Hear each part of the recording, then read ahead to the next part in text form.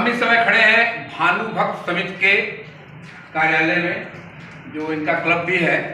और पश्चिम बंगाल में विधानसभा चुनाव की रणभेरी बज चुकी है। हालांकि अभी चुनाव की तारीखों का ऐलान नहीं हुआ है, लेकिन राजनीतिक दल अपने अपने तरीके से जनता को लुभाने की कोशिश कर रहे हैं। हर साल चुनाव में वादे होते हैं, नेता जीत कर जाते हैं, लेकिन जनता से किए गए वादे वैसे ही रह जाते हैं। नेताओं की बात हमेशा होती है, चैनल पर भी, मीडिया की में भी। आज हम सिलीगुड़ी के आम जनता से वह क्या चाहते हैं, सरकार से क्या अपेक्षा रखते हैं, उत्तर बंगाल और सिलीगुड़ी के लिए वह क्या अपेक्षा रखते हैं, हम बात करेंगे। सबसे पहले हम बात करेंगे सचिव तो जो समिति के हैं, सर अपना परिचय देंगे। नमस्कार, मैं भानुभक्त समिति के सचिव कृष्ण लामा हूँ और आपको चैनल के माध्यम से आप यहाँ आए हैं। आपको शुभकामना, नया वर्ष को भी आपको चैनल को शुभकामनाएं करते हैं। नमस्कार। चुनाव 2 महीने बाद बंगाल में होना है, आप क्या अपेक्षा रखते हैं सरकार से?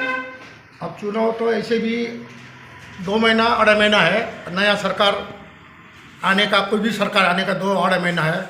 हम लोग ये चाहते हैं कि देखिए अभी सिलीगुड़ी, हम लोग का पश्चिम बंगाल में खाली नहीं, देखिए जैसे पहाड़ में विभिन्न समस्या है कि नहीं। पहाड़ में हुआ, हम लोग का ये सिलीगुड़ी में, तराई में हुआ, बहुत अभी तक कोई डेवलप काम नहीं हुआ है। हाँ, अभी इलेक्शन का आगे जो भी बोलता है डेवलप ऐसा करेंगे वैसा करेंगे, लेकिन इलेक्शन का बाद, इलेक्शन जब हो जाता है, कोई भी सरकार आ जाता है तो कोई जैसा बोलते हैं पहले वैसा होता ही नहीं है।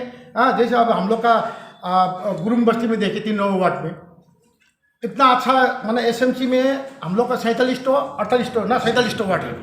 विभिन्न वार्ड बहुत अच्छा हुआ, डेवलप हुआ है, लेकिन हम लोग का जो 3 नंबर वार्ड है, देखिए अभी तक रास्ता चलने वाला, रास्ता में वहाँ पर बाजार बैठा हुआ है, दुकान बैठा हुआ है, आदमी लोग जाने से, मोटरसाइकिल जाने से भी वो आदमी का मोटरसाइकिल वाला को, गाड़ी लोग को दोष दिखाता है कोई भी दुर्घटना होने से। लेकिन बहुत इलीगल है, वहाँ पर इलीगल होकर बैठा हुआ है। हाँ, वहाँ वो जो कर रहा है वो भी रोजगार आप लोग कर रहा है, हम लोग का 3 नंबर वार्ड का बाशिंदा कर रहा है, गरीब लोग करके खा रहा है। लेकिन वो लोग का भी ले तो कोई वहाँ से हटा के कोई अच्छा जगह देने से वो लोग का अच्छा होता था। हाँ, वो लोग का भी कितना एक दुकान से घर से चलता है। वो ये नहीं कि वो लोग को उछाट करे, लोगों को कोई व्यवसाय करे, उन लोगों को कोई जगह, अच्छा जगह देखे, लेकिन वो रास्ता भी क्लियर करना उचित है। हम मेरा विचार है उतना होना चाहिए बोल के हम बोल रहे हैं। ये भानुभक्त समिति के सचिव थे और इन्होंने बताया कि इनके वार्ड में और डेवलपमेंट की बात जो है वो अभी तक नहीं हुई है, डेवलपमेंट नहीं हुआ है। रास्ता और दुकानें, बाजार, इस सब की कोई व्यवस्था सिस्टमेटिक ढंग से नहीं है। एक चीज़ आप बताएंगे, गोरखालैंड, ये वो एक मुद्दा बहुत पुराना है, कहा जाए तो ये 100 साल पुराना मुद्दा है। और हर साल चुनाव में वादा होता है गोरखालैंड का, एक राजनीतिक दल वादा करता है। कभी कहा जाता है कि परमानेंट पॉलिटिकल सॉल्यूशन किया जाएगा, पीपीएस की बात हुई थी पिछले लोकसभा चुनाव से पहले। इस पर आप क्या कहेंगे? देखिए, गोरखालैंड का मुद्दा क्या है कि ये बहुत पुराना मुद्दा है। ये 100 से बेसी हुआ है इस मुद्दा के लिए, है कि नहीं। बहुत आगे से ये मुद्दा चल रहा है, लेकिन ये भी एक समय है, समय आने से सब ठीक हो जाएगा। समय जब तक नहीं आएगा, बच्चा भी 9 महीना के बाद पैदा होता है माँ का पेट से ना, वैसे गोरखालैंड भी ये चीज़ है, जब समय आएगा आप में से पैदा होगा एक दिन ये हो जाएगा। लेकिन अभी जो पहाड़ में विभिन्न क्षेत्रों में जो पार्टी कर रहा है, विभिन्न पार्टी लोग हैं पहाड़ में, लेकिन सबका एक मुद्दा नहीं है। कोई बोल रहा है 11 जनजाति, कोई बोलता है कि 6 शेड्यूल, कोई बोलता है कि गोरखालैंड। मुद्दा ठीक से नहीं हुआ है पहाड़ में, मेरा व्यक्तिगत विचार है कि नहीं। आप लोग विभिन्न पार्टी है, पहाड़ में बहुत पार्टी है, 100-200 कितना पार्टी है, लेकिन कोई पार्टी का एक मुद्दा जो निचोड़ में आने से सब एक होके ये समस्या नहीं हो, ये होने का नहीं है कि नहीं। अभी देखिए उत्तराखंड, झारखंड कितना जो अलग राज्य था, है कि नहीं, वो भी हुआ, तो हम लोग को भी वो तो मुश्किल बात नहीं है। लेकिन समय आने से, समय बलवान है, समय रोकना पड़ेगा, ये हम चाहते हैं। मतलब आपका कहना होगा कि अभी पहाड़ पे लोग बटे हुए हैं अलग अलग मुद्दों में और तो अलग अलग राजनीतिक दलों के साथ। हाँ, वैसे है। अभी देखिए, अब पहाड़ में देखिए, अब विभिन्न भाषा में से है पहाड़ में ना, अब विविध, अब नेपाली में, हम लोग गोरखा में विभिन्न क्षेत्रीय बावन है, प्रधान है, और सुब्बा है, लिंबू है, सब भाषा में से आप लोग भाषा में से बैठा हुआ है। लेकिन किसी को सब भाषा में का अपना अपना मुद्दा है। अभी देखिए विभिन्न पार्टी है हमारे पिताजी में, अब हम अभी आपको थोड़ा आगे बोला कि सबका एक ही मुद्दा नहीं है, विभिन्न पार्टी का विभिन्न मुद्दा है। कोई बोलता है 6 शेड्यूल बोल रहा है, कोई बोलता है 11 जनजाति बोल रहा है, कोई बोल रहा है गोरखालैंड मुद्दा बोल रहा है कि नहीं। लेकिन हम लोग समझते हैं कि सब एक होके गवर्नमेंट से हुआ, स्टेट गवर्नमेंट हुआ, सेंट्रल गवर्नमेंट को बैठ कर आराम से ज्ञानवादी हो चाहे अच्छा से विचार करके करने से माने एक दिन ये होगा ही होगा, ये होने का संभव नहीं है। लेकिन वो आदमी को जात जात में लड़ा के वैसे करके गोरखालैंड नहीं होगा। सब मिलके जितना भी भाषा भाषी है हम लोग का दार्जिलिंग जिला में संपूर्ण भाषा भाषी है। गोरखालैंड होने से तो खाली गोरखालैंड खाली नहीं है, जितना भी है जैसे भाषा भाषी सिक्किम देखे, सिक्किम तो कंट्री था ना पहले, है कि नहीं बोलिए। सिक्किम में कंट्री सिक्किम का होना चाहिए चीफ मिनिस्टर, लेकिन सिक्किम का चीफ मिनिस्टर नहीं है ना। पहले तो भंडारी था, उसका बाद था आपका चामलिंग था, अभी है पीएच गोली है।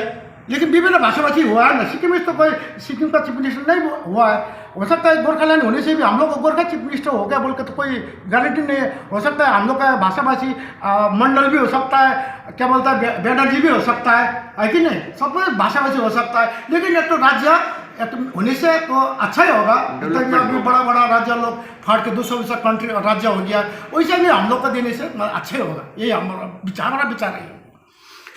यहाँ मनोज जी हैं जो कई सामाजिक संस्थाओं से भी जुड़े हैं और इस समिति के सदस्य भी हैं कहते हैं, और पहले जर्नलिस्ट भी रह चुके हैं। उत्तर बंगाल की राजनीति पर, यहाँ की सामाजिक व्यवस्था पर काफ़ी अच्छी पकड़ रखते हैं।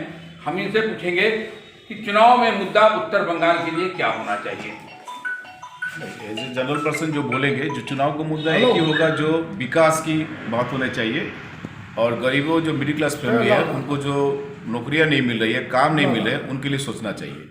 क्योंकि यहाँ देखा जाता है कि प्रत्येक बार इलेक्शन में बाहरी लोग आते हैं, विशेषकर हम डायरेक्टली बोलना चाहेंगे कि बांग्लादेश से जो मैक्सिमम लोग जो आ रहे हैं, जिनके पास कोई आइडेंटिटी नहीं होता है, लेकिन राजनीतिक दल क्या करते हैं, अपने फायदे के लिए उनको यहाँ सिलीगुड़ी में स्थान देते हैं। चाहे फुटपाथ में व्यवसाय करना हो या नदी किनारे में नदी जब्त कर वहाँ पर घर बनाने की व्यवस्था हो, ये सारी व्यवस्था विभिन्न राजनीतिक दल समय समय पर करते आ रहे हैं और अपनी राजनीति का फायदा लूटते आ रहे हैं। तो ये होना चाहिए इस बार कि इन सब विषयों पर विचार करना चाहिए इलेक्शन कमीशन को, और विकास का जो काम जो पार्टी कर रही है जनता को उस पर ध्यान देना चाहिए। और सिलीगुड़ी नगर निगम इलाके में जो भी बसवास कर रहे हैं उनके जो समस्याएं हैं, जो हेल्थ की समस्याएं हैं और आपको कामकाज की समस्याएं हैं और विशेषकर ट्रैफिक की समस्याएं बहुत बड़ी हो चुकी है। अब जितनी भी सरकार आती है अपनी वोट बैंक सीधी करती है, लेकिन आप देखेंगे सिलीगुड़ी के आसपास इलाके में उत्तर बंगाल में कोई भी इंडस्ट्रियल कोई बड़ा काम नहीं हो रहा है। इससे स्थानीय लोग को काम नहीं मिलता है और कहते हैं रास्ते साफ रखेंगे, ट्रैफिक व्यवस्था करेंगे, लेकिन वही लोग राजनीतिक लोग आप देखेंगे सिलीगुड़ी में हॉस्पिटल मोड़ से लेकर हिलकर सभी रास्ते में फुटपाथ को पूरे कब्जा कर उस पर काम हो रहे हैं। लेकिन पॉलिटिकल नेता बोलते हैं कि नहीं करने देंगे, तो उनके रहने के बावजूद भी आप देखेंगे सभी इलाके कैप्चर कर चुके हैं और उस भारे पर चलते हैं। तो इससे विकास तो हो नहीं रहा है। हेल्थ सेक्टर में आप देख लीजिए, North Bengal medical college hospital को देख लीजिए, कोई भी पेशेंट ये हो इसको स्थानीय को कोई फायदा नहीं होता है, अपने पॉकेट से दवाई कर इलाज करना होता है। तो आपका कहना है कि औद्योगिक विकास यहाँ का होना चाहिए जिससे यहाँ के लोगों को रोजगार भी मिले और शहर में जो जाम की समस्या होती है और हेल्थ की उस पर जो है सरकार को कोई कार्रवाई या कोई कदम उठाना चाहिए हैं। एकदम धन्यवाद मनोज जी। सर हम आपसे बात करेंगे, अपना परिचय आप बताएंगे। हम लोग का फाउंडर सेक्रेटरी है समिति का। सर नमस्कार जी, अपना नाम बताइए। मेरा नाम है नरेंद्र परियार, तो मैं यह समिति का फाउंडर सेक्रेटरी था। तो अभी जो मेरा जो अभी का जो फिलहाल जो सेक्रेटरी है, तो सेक्रेटरी कृष्णा लामा ने जो कुछ भी आप लोग को जो बोला उसमें मेरा भी वही सहमत है। हाँ, एक चीज़ है जैसे कि विकास का मुद्दा बड़ा एक तो चुनौती है अभी उत्तर बंगाल के लिए, स्पेशली उत्तर बंगाल के लिए। उत्तर बंगाल में क्या कि हम लोग का डेवलपमेंट के लिए कुछ एक कंक्रीट यहाँ पर कुछ प्रोजेक्ट भी नहीं हो रहा है। तो प्रोजेक्ट नहीं हो रहा है इसका मतलब अनएम्प्लॉयमेंट बढ़ेगा। और जो यूथ फ्रस्ट्रेट होते जा रहा है डे बाय डे।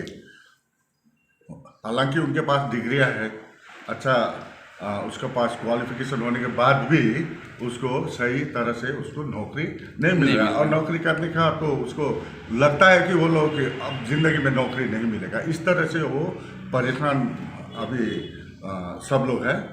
और दूसरी बात यह है कि जैसा अब बड़ा पॉलिटिक्स, वोट का पॉलिटिक्स बोलने से शायद हम लोग बहुत छोटे आदमी हैं जो हम लोग वोट का पॉलिटिक्स के बारे में सही। मतलब आपका कहना है कि आप सरकार से अपेक्षा रखते हैं कि यहाँ का औद्योगिक विकास होना चाहिए जिससे यहाँ के जो युवक हैं पढ़ लिख करके आगे बढ़ रहे हैं उनको यही रोजगार मिले कहते हैं। या जरूर उनको यही रोजगार मिलने का अवसर मिले।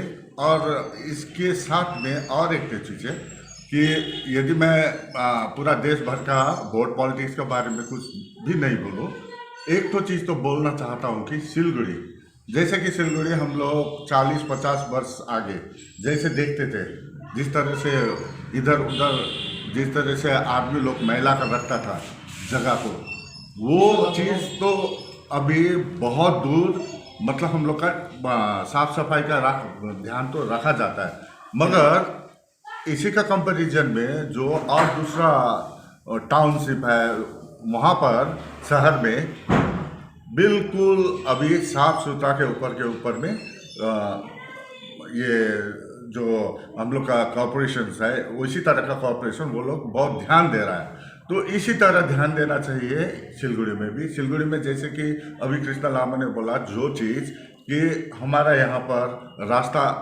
छोटा है और रास्ता में जैसे कि इंक्रोचमेंट जिस तरह से हो रहा है, वो इंक्रोचमेंट से तो गाड़ी चलना तो दूर, अभी मोटरसाइकिल चलना भी मुश्किल हो गया, पार्किंग का व्यवस्था ही नहीं है। और देखना चाहिए कि ये तो कितने साल आगे का एक तो प्रोग्राम था सरकार का, क्योंकि सरकार का प्रोग्राम उस टाइम भी दूरदर्शी नहीं था, अभी भी दूरदर्शी होगा बोल के एक संदेह, क्योंकि अभी हम लोग को रोड चाहिए, चाहे बाहर का रोड चाहिए, चाहे शहर का अंदर का रोड चाहिए, वो बड़ा रोड होना चाहिए। जैसे कि अभी देखिए दार्जिलिंग एक सुंदर पर्यटक स्थल है। दार्जिलिंग आप जाते समय देखिएगा रास्ता बिल्कुल चौड़ा नहीं है, बिल्कुल छोटा है, और उसका बात सुना है बहुत आगे से कि ये बहुत बड़ा हो जाएगा। हालांकि उसके पास में एक सुंदर सा ट्रेन का भी रास्ता है, मगर वो ट्रेन का रास्ता होने के कारण से और सिकुड़ गया है।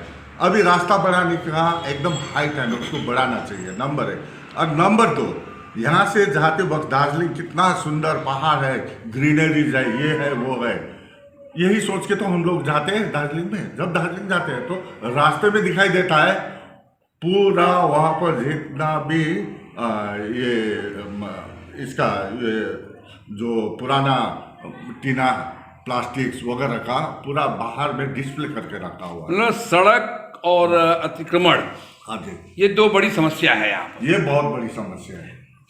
आप अपना परिचय बताएंगे? हाँ, मेरा नाम पुकार उपाध्याय, मैं इस क्लब का एग्जीक्यूटिव बॉडी में हूँ।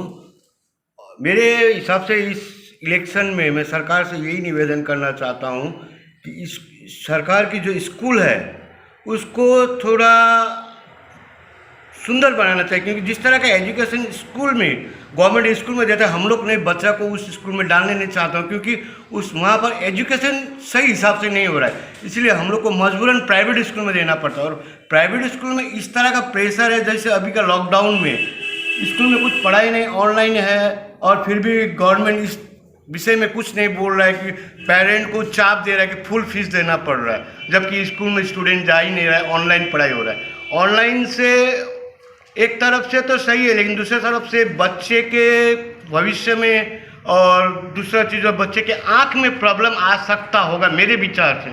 लेकिन सरकार ने अगर अच्छी तरह से स्कूल बनाया, कम फीस में बच्चों को अच्छा पढ़ाई का एजुकेशन का सुविधा दिया होता तो शायद ही वो प्राइवेट स्कूल में नहीं जाता। मजबूरन हमको प्राइवेट स्कूल में भेजना पड़ता है बच्चे लोग को।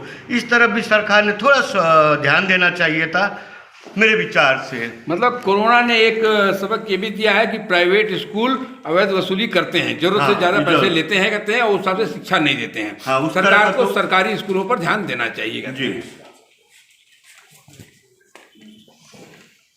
आप बंगाल में क्या देखते हैं इस समय विधानसभा चुनाव में कौन सत्ता में करेगा? देखिए अब चुनाव में जैसे अभी पश्चिम बंगाल में 10 बरस से तो महामाटी दीदी भी कर रहा है, राज कर रहा है ना, कर रहा है। लेकिन दीदी ऐसे हिसाब से जो पहले था, पहले का सरकार था, इसका आगे से जो सरकार था उससे आगे से अभी बेटर ये सरकार कर रहा है। क्यों कर रहा है बोलिए, हमारा भानुभक्ता समिति का सेक्रेटरी हूँ मैं। जो पहले क्लब लोग, संस्था लोग जो सब्सिडी मिलता था सरकार से, पहले नहीं मिला था, ये सरकार से, महामाटी सरकार से अभी हम लोग फंड मिल रहा है, वर्ष में 2 लाख करके देता है। जैसे बच्चा लोग स्पोर्ट के लिए, खेल के लिए, फुटबॉल के लिए देता है। और उसका बाद जो हम लोग का पूजा होता है, दुर्गा पूजा, पश्चिम बंगाल में भी सरकारी पूजा होता है, मतलब 15 जो पूजा है, लोग भी 50,000 करके दे रहा है। साथ में बच्चा लोग को लिए साइकिल सरकार दे रहा है बहुत बेजे से। अभी किसी दिन आगे हम लोग का ये स्वास्थ्य साथी जो 5 लाख रुपये करके हम लोग समिति से कितने आदमी का नहीं हुआ था, 127 आदमी को हम लोग क्लब से यहाँ से करके मार्केट स्कूल में अभी हुआ है स्वास्थ्य साथी के लिए। वो भी अच्छा कर रहा है, सरकार तो अच्छा कर रही है। मतलब आप चाहते हैं ममता बनर्जी की सरकार फिर से आए करते हैं? अब सरकार जो भी हम लोग को पब्लिक के जैसे बेनिफिट मिलने से तो वही सरकार आना चाहिए। अभी हम लोग ममता बनर्जी सरकार पहले सबकी सरकारों की अपेक्षा बेहतर काम कर रही है। कर रहे जैसे 100% मनोज जी, इस बारे में आप कुछ बोलेंगे? नहीं, पब्लिक को सेवा के लिए तो ममता बनर्जी काम करी, जैसे कन्याश्री से लेकर आपका स्वामी विवेकानंद स्कॉलरशिप से लेकर स्टूडेंट के लिए काफ़ी अच्छा है। सबसे जो अच्छा है महिलाओं के लिए जो किया है कन्याश्री, वो अच्छा प्रोजेक्ट है। 25,000 तक 29,000 रुपये मिल रहा है बच्चों लड़की लोग को, बहुत अच्छा प्रोजेक्ट है। लेकिन ममता जी को हेल्थ पर और आपका जो कामकाज के लिए जो विकास का काम है उस पर ध्यान देना बहुत जरूरी है हमको।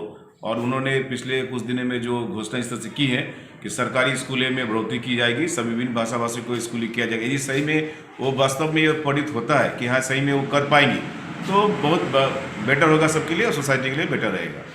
देखिए, बात हुई सबका यह मानना है कि ममता बनर्जी सरकार पिछली सरकारों की अपेक्षा काम बेहतर कर रही है, लेकिन उत्तर बंगाल में अभी और डेवलपमेंट की ज़रूरत है, यहाँ के औद्योगिक विकास की ज़रूरत है, जिससे यहाँ के युवाओं को यहीं पर रोजगार मिल सके। आज हमारी बात भानुभक्त समिति के सदस्यों से हुई, उनके पदाधिकारियों से हुई। कल हम फिर कुछ ऐसे ही लोगों से सिलीगुड़ी की जनता से आपको मिलवाएंगे और बताएंगे कि वो चुनाव में क्या मुद्दा चाहते हैं और कि वर्तमान सरकार को कितना बेहतर मानते हैं पिछली सरकारों की अपेक्षा, या पिछली सरकारों की अपेक्षा इसे कम मानते हैं, इसका काम खराब मानते हैं। इस पर हम कल और भी समिति के लोगों से बात करेंगे। नमस्कार।